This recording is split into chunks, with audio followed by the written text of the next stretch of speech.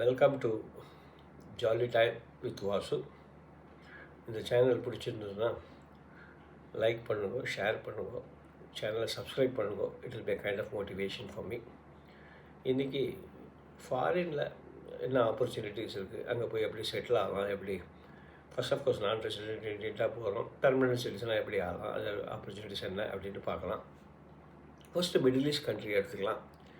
Middle east கண்ட்ரிக்கு நிறைய பேர் இப்போ மிடில் ஈஸ்ட் கண்ட்ரிக்கு போகிறா. அங்கே நிறைய ஜாப் ஆப்பர்ச்சுனிட்டிஸ் இருக்குது. சாஃப்ட்வேர் இன்ஜினியர்ஸ் போகிறா, கன்ஸ்ட்ரக்ஷன் ஒர்க்கர்ஸ் போகிறா, எல்லா லெவல்லையும் மிடில் ஈஸ்ட்க்கு போகிறா. அங்கே மோஸ்ட்லி யாரும் செட்டில் ஆகிறதில்ல. 5 வருஷம் 10 வருஷம் 5 வருஷம் ஒர்க் பண்ணுறா, depending on their health condition as well as நமக்கு கிடைக்கிற விசா எக்ஸ்டென்ஷனை பொறுத்து இருக்கா வந்துடுறான். இப்போ ஏன்னா கோல்டன் விசான்னு ஒன்று இருக்குது. சிலர் நல்லா சம்பாதிக்கிறவா அங்கேயே வீடு வாங்கிட்டு கோல்டன் விசா வாங்கிட்டும் செட்டில் ஆகிறா அப்படின்னு கேள்விப்பட்டேன். It's also good thing. அங்கே ட்ரை பண்ணலாம். மிடில் ஈஸ்ட்டில் நம்பர் 1 வெதர் ஞாபகம் வச்சுக்கணும். கொஞ்சம் வெதர் கொஞ்சம் எக்ஸ்ட்ரீமாக தான் இருக்கும் அப்படின்ற சம்மரில். அஃப்கோர்ஸ் ஏசியிலே இருந்து வேலை செய்கிறவங்களுக்கு பெருசாக ப்ராப்ளம் இல்லை.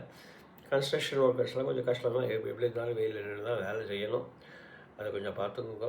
இன்னொன்று, முடிஞ்ச வரைக்கும் அங்கேருந்து டைரக்ட் இன்டர்வியூ டைரெக்டாக கம்பெனிலேருந்து செலக்ட் ஆனால் போங்க. த்ரூ ஏஜென்சிஸ் போகிறத அவாய்ட் பண்ணுங்க. ஏன்னா மோஸ்ட் ஆஃப் த டைம் இங்கே ஒரு சேலரிக்கு சொல்லுவாள், அங்கே வேறு சேலரி கொடுப்பா. அதே மாதிரி அகாமடேஷன் பற்றி என்னென்னோ சொல்லுவாள். அப்படி இருக்கும் இப்படி இருக்கும்னா அங்கே போனான்னா ஒரு ரூமில் 10 பேர் இருப்பாள். ஒரு டாய்லெட்டோ 2 டாய்லெட்டோ இருக்கும். இந்த நேச்சர் ஆஃப் ஜாப், இப்போ சொல்கிற ஜாபும் அங்கே இருக்கிற ஜாபும் வேறு மாதிரி இருக்கும். So there are lot of difficulties. Moreover ஏஜென்சிஸ்க்கு நிறைய காசு கொடுப்பேன். அந்த காசுக்கு நீங்கள் கண்டிப்பாக எங்கே கடன் வாங்கி தான் கொடுப்பேன். அதுக்கு வட்டியை கட்டணும். அதுக்கு உங்கள் ஊரில் இருக்கிறவங்களுக்கும் செலவு இருக்கும். அந்த செலவெல்லாம் கொடுத்துட்டு உங்களால் சேவ் பண்ண முடியாத போயிடுச்சுன்னா 10 வருஷம் இருந்தாலும் 15 வருஷம் இருந்தாலும் ஒன்றும் பெருசாக யூஸ் ஆகாத போயிடும். அந்த எக்ஸ்பீரியன்ஸ் வச்சுட்டு இந்தியாவிலேயே நீங்கள் பெருசாக ஒன்றும் ஜாப் கிடைக்கணும்னு சொல்லிட முடியாது. அதை கொஞ்சம் பார்த்துக்கோங்க. நல்ல வேலை கிடைச்சிது த்ரூ ப்ராப்பர் ஆர்கனைசேஷன், அங்கே இருக்கிற கம்பெனிலேருந்து உங்களுக்கு டேரெக்டாக இன்டர்வியூ வேலை கிடைச்சதுன்னா தைரியமாக போங்க. அட்வான்டேஜ்னால் tax free salary. Second advantage closer to India. So ஏதாவது ஒரு எமர்ஜென்சின்னா கண்டிப்பாக இந்தியாவுக்கு வந்துடலாம். ஒரு 4 ஹவர்ஸில் இந்தியாவுக்கு வந்துடலாம். இதுதான் அட்வான்டேஜ் இன் மிடில் ஈஸ்ட். மிச்சப்படி safe country to leave. Of course இப்போ ஈரான் வரனால கொஞ்சம் அன்சர்டனிட்டி இருந்தது, but still it's safe country to leave. அடுத்தது பார்த்தீங்கன்னா சிங்கப்பூர், மலேசியா. முன்னெல்லாம் சிங்கப்பூர் மலேசியாவுக்கு போனால் ஈவன் சின்ன ஸ்மால் சேலரி கம்மி சேலரியாக இருந்தால் கூட அவளுக்குலாம் பிஆர்லாம் கிடச்சிது, பெர்மனன்ட் ரெசிடென்ஸ் கிடச்சிது. அவள்லாம் சிட்டிசனாக கூட ஆகிட்டா. ஆனால் இப்போ ஐ திங்க் 2008-9லேருந்தே சொல்லலாம் கொஞ்சம் பிஆர் கிடைக்கிறதுலாம் கொஞ்சம் கஷ்டமாகிடுது. இப்போலாம் அவ்வளோ ஈஸியாகலாம் கிடைக்கிறது இல்லை, பெர்மனன்ட் ரெசிடென்ஸ் கிடைக்கிறது இல்லை. அங்கே இருக்கிற பிஆருக்கு சிட்டிசன்ஷிப் கிடைக்கிறது இல்லை அப்படின்னு சொல்கிறா. அதனால் அது கொஞ்சம் பார்த்துக்கோங்க. அவ்வளோ ஈஸியாகலாம் பிஆர் கிடைக்கிறது இல்லை இருப்பாங்க. ஆனால் சிங்கப்பூர் இந்தியா மாதிரியே தான் இருக்கும். You will not miss anything in Singapore. நல்ல சேலரி இருந்தால் கிடச்சதுன்னா போங்க. அங்கேயும் த்ரூ ஏஜென்சிஸ் எல்லாம் போயிடாது. டைரக்ட் ரெக்ரூட்மெண்ட் இருந்து இல்லை போங்க. நல்ல சேலரி கிடச்சா இட்ஸ் குட். டேக்ஸ் இருக்குது, பட் ஆனால் பரவாயில்ல. When compared to European countries tax கம்மி தான். Another advantage closer to India. 4 ஹவர்ஸில் இந்தியாவுக்கு வந்துடலாம். This is advantage of being in Singapore and Malaysia. Job கிடச்சதுன்னா கண்டிப்பாக போங்க. ட்ரை பண்ணுங்க. Still vacancy job opportunities are there in Singapore and Malaysia. Particularly software இன்ஜினியர்ஸ்க்கெலாம் நிறைய ஆப்பர்ச்சுனிட்டிஸ் இருக்குதுன்னு சொல்கிறான். கிடச்சதுன்னா கண்டிப்பாக போங்க. நெக்ஸ்ட்டு பார்த்தோன்னா ஆஸ்திரேலியா, நியூசிலாண்ட். இந்த 2 இடம் பார்த்தேன்னா எனக்கு தெரிஞ்சு பிஆர் கிடச்சி போகிறவங்க தான் இருக்குது. இங்கே அது ஏதோ ஒரு பாயிண்ட் சொல்கிறான். அந்த பாயிண்ட்ஸ் கழிச்சு ஐஎல்டிஎஸ் பாஸ் பண்ணுறான். அப்புறம் ஃபைனான்ஷியல் ஏஜ் எல்லாமே, ஏஜ் ஃபேக்டர் எல்லாமே கணக்கெடுத்து உங்கள் குவாலிஃபிகேஷன் எல்லாம் கணக்கெடுத்து ஏதோ பாயிண்ட் கொடுக்குறா. அந்த பாயிண்ட் கிடச்சிதுன்னா போய் செட்டில் ஆகிறா.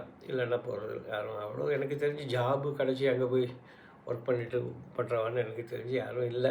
சில ப்ராஜெக்ட்ஸ்க்காக போகிறாளோ என்னவோ. அப்படி ஒரு ஆப்பர்ச்சுனிட்டி கிடச்சிதுன்னா போங்க. அட்வான்டேஜ் அப்படின்னு பார்த்தாலும் safe country to live and content life, retirement லைஃப்லாம் நல்லா இருக்குது அப்படின்றா. வீடெல்லாம் கூட கம்பேரிட்டிவ் யூரோப்பியன் கண்ட்ரீஸ்லாம் பார்க்கும்போது கொஞ்சம் சீப்பராகவே கிடைக்குதுன்னு சொல்கிறான். ஸோ ஒரு வீடு வாங்கிட்டு பசங்களுக்கு நல்ல எஜுகேஷன் கிடைக்கிறது. ஒரு நல்ல எஜுகேஷன் பசங்களுக்கு கிடைக்கும். ஒரு standard of life is too good. அதனால் அங்கே போய் இருக்கலாம். ஒரு கண்டென்ட் லைஃபு, பீஸ்ஃபுல் லைஃப்னு அங்கே இருக்கலாம். அண்ட் அஃப்கோர்ஸ் பேரண்ட்ஸ்க்கெலாம் விசா கிடச்சிதுன்னா 1 இயர் கூட இருக்கலாம் அப்படின்னு சொல்கிறேன். So that's also not an issue. ஒரு அளவுக்கு பேரண்ட்ஸ் ஆக்ஷன் போனோம். ஆனால் ஒரு 1 இயர் வச்சுக்கலாம், திருப்பி அனுப்பலாம். அப்புறம் கொஞ்சம் நாள் கழிச்சு 1 இயர் ஆக்ஷன் வரலாம். அது மாதிரிலாம் பண்ணலாம். அஃப்கோர்ஸ் டிஸ்அட்வான்டேஜ் அப்படின்னு பார்த்தா வெதர் கண்டிஷன், பர்டிகுலர்லி சென்னையிலேருந்து போகிறவங்களுக்கு அந்த வின்டர்லாம் கொஞ்சம் சில்லுன்னு தான் இருக்கும். சில ஏரியாவில் டாஸ்மேனியா மாதிரி ஏரியாவில் ரொம்ப சில்லுன்னே இருக்குன்னு சொல்கிறேன். Of course when compared to European countries அவ்வளோ சில்லு இருக்கான்னு சொல்ல தெரியல. பட் ஸ்டில் ஃபார் சென்னை பீப்புளுக்கு கொஞ்சம் வெதர் கொஞ்சம் சில நேரங்கள் எக்ஸ்ட்ரீமாக இருக்க மாதிரி தோணும். அது ஒரு டிஸ்அட்வான்டேஜ். இன்னொன்று, it's not that close to India. 8 to 10 hours ஆகும் வர்றதுக்கு. அதை பார்த்துக்கோங்க. டேக்ஸ்லாம் ஓகே தான் போல இருக்குது. அஃப்கோர்ஸ் இட்ஸ் நாட் சிங்கப்பூரோட கொஞ்சம் ஜாஸ்தி, but still it's fine. Tax is okay. நல்ல எஜுகேஷன். இதெல்லாம் ஆஸ்திரேலியா, நியூசிலாண்ட், சிலதெல்லாம் நியூசிலாண்ட் ஈஸியாக கிடைக்குதுன்னு சொல்லிட்டு நியூசிலாண்ட் போயிட்டு அங்கேருந்து ஆஸ்திரேலியா போகிறவனும் இருக்கா. அடுத்தது பார்த்தா யூஎஸ், கனடா. யூஎஸில் இப்போ ரொம்ப திங்ஸ் ஆர் அன்சர்டன். ட்ரம்ப் வந்தப்புறமா H1B விசா கிடைக்கிறது கஷ்டம் அப்படின்னு சொல்கிறான். எல்லாருக்கும் லாட்ரி விசா கிடைக்கிறது. டைரெக்டாக H1B விசாலாம் கிடைக்கிறது இல்லை. க்ரீன் கார்டெல்லாம் இப்போ சொப்பனமாக போயிடுது. ஸ்டில் பசங்க படிக்க போகிறா. கொஞ்சம் பார்த்து யோசிச்சு பண்ணுங்க. ஏன்னா அங்கே போய் க்ரீன் கார்டு வாங்குறதெல்லாம் மேபி ஃபியர் எக்ஸ்ட்ரீம்லி லக்கி கிடைக்குமோ என்னவோ, கிடைக்கிறது கொஞ்சம் கஷ்டம் தான். அதனால் கொஞ்சம் யோசனை பண்ணி தான் நீங்கள் போகணும். ஜாப் ஆப்பர்ச்சுனிட்டி ஏதாவது ப்ராஜெக்ட் கிடைச்சா போயிட்டு வரலாம். இல்லைன்னா அங்கே போய் H1B விசாலாம் ரொம்ப கஷ்டப்படுறாங்க பேசுகிறா. கனடா இங்கே சேலரி கொஞ்சம் கம்மின்னு எல்லாம் சொல்கிறான். சேலரி ஜாஸ்தியாக வருதுன்னு சொல்கிறான். கனடாவில் ஒரு வேளை சிட்டிசன்ஷிப் கிடச்சிது அப்படின்னா, அஃப்கோர்ஸ் பர்மனெண்ட் ரெசிடென்ஸ் கிடச்சிதுன்னா போங்க. அங்கே போய் ட்ரை பண்ணுங்க. ஒரு ஜாப் கிடைக்கும். ஜாபில் இருங்க, ட்ரை பண்ணுங்க. பிஆர் கிடச்சிதுன்னா அப்புறம் சிட்டிசன்ஷிப் கிடைக்க should be straight forward process கிடச்சிடும். ஆனால் எப்போவுமே நீங்கள் ஒரு சிட்டிசன்ஷிப்போ பிஆரோ அப்படி ஒரு ஐடியா உங்கள் மனசில் இருந்ததுன்னா யங்கர் ஏஜ்லேயே ட்ரை பண்ணுங்க. ஆனால் ரொம்ப ஏஜ் ஜாஸ்தி ஆகிடுச்சுன்னா உங்களுக்கு அந்த பாயிண்ட்ஸ் கிடச்சி போகிறது கஷ்டம் தான். அப்படி ஒரு வேளை போனாலும் ஜாப் கிடைக்கிறதும் கஷ்டமாயிடும்.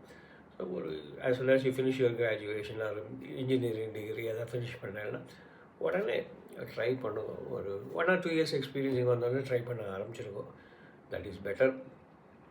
இப்போல்லாம் நிறைய பேர் யூரோப்பியன் கண்ட்ரீஸ்க்கு போகிறா. பர்டிகுலர் ஜெர்மனிக்கு போகிறவா நிறைய பேர் இருக்கா. முன்னே இந்தியன் பாப்புலேஷன் கம்மியாக தான் இருந்தது. இப்போ கொஞ்சம் ஜாஸ்தி ஆகிட்டு இருக்குன்னு சொல்கிறா. என் பொண்ணு யூரோப்பில் தான், ஜெர்மனியில் தான் இருக்கா. அவள் கம்பெனியில் முதல்ல 4 பேர் தான் இருந்தாலும் இப்போ கிட்டத்தட்ட ஒரு 50-60 பேர் இருக்கா அப்படின்னு சொல்கிறா.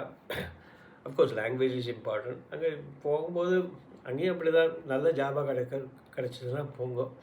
போனோடனே அது ப்ளூ கார்டு ஜாப்னு சொல்ல ஒரு குறிப்பிட்ட சேலரி தான் ப்ளூ கார்டு கிடைக்கும். ப்ளூ கார்டு கிடைச்சதுன்னா இட்ஸ் வெல் அண்ட் குட். அப்புறம் ஒரு நீங்கள் as well as you go there லாங்குவேஜை படிக்க ஆரம்பிச்சிருக்கோம். A1, A2, B1 அப்படிங்கிறான்.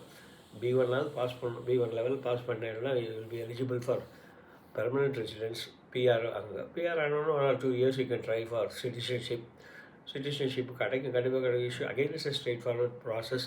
உங்கள் மேலே எதுவும் லீகல் கம்ப்ளைண்ட்ஸ் எதுவும் இல்லை, ஓரளவு ஸ்டேபிள் ஜாபில் இருந்தாலும் கண்டிப்பாக சிட்டிசன்ஷிப் கிடைக்கும். இப்போ போகிறவங்களுக்கெல்லாம் ஈவன் பேரண்ட்ஸ் கூட விசா கொடுக்குறா அப்படின்னு ஒரு ரூல் வந்திருக்குன்னு சொல்கிறா. So it's a very good advantage for you all. என்ன எஜுகேஷன் கொஞ்சம் எக்ஸ்பென்சிவாக இருக்கும். If you put them in international school. நீங்கள் அங்கேயே செட்டில் ஆக போகிறேன் அப்படின்னா லோக்கல் ஸ்கூல்லே போடுங்க. ஜெர்மனில் சொல்லிக் கொடுக்கட்டுமே. உங்கள் பையன் ஜெர்மன் லாங்குவேஜ் கற்றுக்கலாம். இங்கிலீஷ் சைட் பை சைட் கற்றுக் கொடுக்கலாம். நிறைய இன்ஸ்டியூஷன்ஸ் இருக்குது. த்ரூ இன்ஸ்டியூஷன்ஸ் கற்றுக் கொடுக்கலாம். இப்போ எங்கள் பேரெல்லாம் பார்த்தேன்னா டிவியை பார்த்தா நிறைய இங்கிலீஷ் பேச ஆரம்பிச்சிட்டான். So it's not a big issue. நல்ல ஜெர்மன் எஜுகேஷன் நல்லாவே இருக்குது. நல்ல good universities are there in Germany. அங்கேயும் செட்டில் ஆகலாம். சிலதெல்லாம் சொல்லுவாள், நம்மலாம் எல்லோரும் ஃபாரின் இங்கே படிச்சுட்டு ஃபாரின் போயிடுறா, அதனால் இது பிரெயின் ட்ரெயின் ஆகிறது, தேச துரோகம் அப்படின்னு சொல்லுவாள். அதெல்லாம் ஒன்றும் இல்லை. ஒரு இப்போ சிலர் ஃபாரின் போகிறதால இங்கே இருக்கிற டேலண்ட்டெல்லாம் ஒன்றும் குறைஞ்சிடல. இந்தியாவில் நிறைய டேலண்ட் இருக்குது. அந்த டேலண்ட்டுக்கு ஏற்ற ஆப்பர்ச்சுனிட்டி இல்லைன்னு வேணால் சொல்லாமல் அப்படியே டேலண்ட்டுக்கெல்லாம் ஒரு குறைச்சலும் இல்லை. இன்னொன்று சொல்லுவாள், நம்ம இந்தியாவுக்கு வந்தோடனே அப்படியே காணது கண்ணீர் வரும், கண்ணில் தண்ணி வரும், கூஸ்பம் வரும், ஏன்டா இந்தியா மிஸ் பண்ணோன்னு தோணும் அப்படின்வா. அப்படிலாம் கூட எதுவும் இல்லை. அஃப்கோர்ஸ் நான் 10 வருஷம் மஸ்கட்டில் இருந்தேன், 15 வருஷம் சிங்கப்பூரில் இருந்தேன். மஸ்கட்லேருந்து ஃபஸ்ட்டு 3-4 years வரும்போது ஒரு ஃபீலிங் இருக்கும். அது ஃபேமிலியை மிஸ் பண்ணேன்ற ஒரு ஃபீலிங் இருந்தது ஒழிய அப்படியே நம்ம தாய் மண்ணை மிதிச்சிட்டேன், கண்ணில் தண்ணி வந்தது அப்படிலாம் ஒன்றும் இல்லை. It doesn't mean that we don't have we are not patriotic அப்படின்லாம் இல்லை.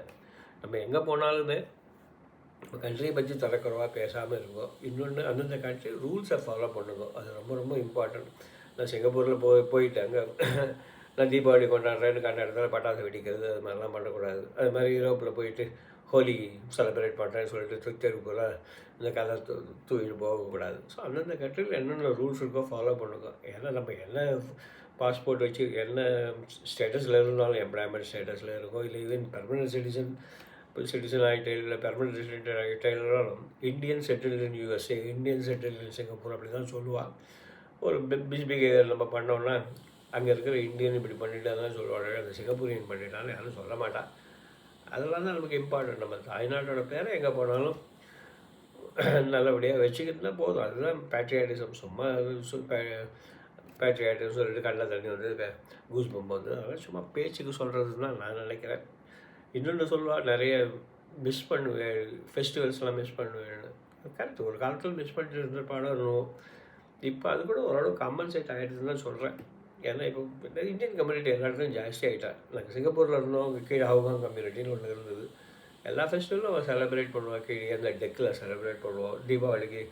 தீபாவளி சந்தை நடக்கும், லிட்டில் இந்தியாவில் போய் பார்ப்போம். அப்புறம் எக்ஸ்போவில் ஜாக் சலாம் இண்டியான்னு கடைலாம் போடுவாள். அதனால் நாங்கள் அப்படி ஒரு பெருசாக மிஸ் பண்ணிடல. அங்கேயும் எல்லாமே இருந்தது. என்ன இந்த ரெஸ்ட்ரிக்ஷன்ஸ் இருக்கும், பட்டாசு வெடிக்கிறது அதெல்லாம் ரெஸ்ட்ரிக்ஷன் இருக்கும், அதை நம்ம ஃபாலோ பண்ணணும். அது மாதிரி தான் எல்லா இடத்துலையும். இப்போ ஜெர்மனியில் பார்த்தாலும் தமிழ் சங்கம் இருக்குது, கன்னட சங்கம் இருக்குது, எல்லாருக்கும் ஸ்ரீலங்கன் கம்யூனிட்டி இருக்குது. அது மாதிரி கோவிலும் மிஸ் பண்ண மாட்டேன். இப்போ துபாயிலே கோவில் இருக்குது அப்படின்னு சொல்கிறான்.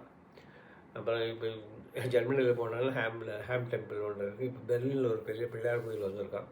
சிங்கப்பூர் கேட்கவே தேவையில்லை, 50-60 கோயில் இருக்குது. இந்தியாவில் இருக்க மாதிரி, இந்த ஒரு தமிழ்நாட்டில் இருக்க மாதிரி இப்போ உங்களுக்கு ஃபீலிங் கிடைக்கும். நிறைய கோயில் இருக்குது, எல்லாமே இருக்குது. நீங்கள் எதுவும் அப்படியெல்லாம் மிஸ் பண்ணிட மாட்டேங்க. இப்போ எல்லா கண்ட்ரிலும் ஆஸ்திரேலியாவிலேயும் அப்படி நிறைய தமிழ் கம்யூனிட்டி இருக்குது. எல்லாம் வீக்கெண்டில் செலிப்ரேட் பண்ணுவாள். அந்த தீபாவளி அன்றைக்கி லீவு கிடையாது, வீக்கெண்டில் எல்லாம் சேர்ந்து செலிப்ரேட் பண்ணுவோம். இதுதான் நம்ம மிங்கிள் பண்ணிக்கணும், நம்ம அசோசியேட் பண்ணிக்கணும்.